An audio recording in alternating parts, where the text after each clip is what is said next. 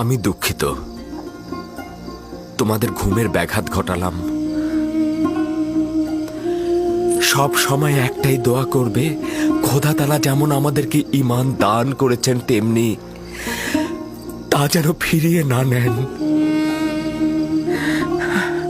সব সময় বলবে, হে পরওয়ারদিগার, আমাকে হেদায়েতের পর আমার অন্তরকে ধ্বংস ও অন্ধকারে নিক্ষেপ করো না।